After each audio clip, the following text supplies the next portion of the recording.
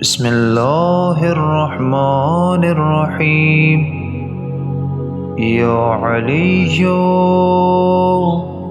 يا عظيم يا غفور يا رحيم.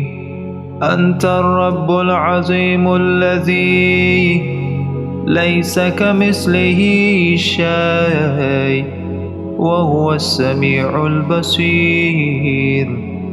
وهذا شهر عظمته وكرمته وشرفته وفضلته على الشهور، وهو الشهر الذي فرضت صيامه علي، وهو شهر رمضان الذي أنزلت فيه القرآن هدى للناس وبينات من الهدى والفرقان، وجعلت فيه ليلة القدر وجعلتها خيرا من 1000 شهر.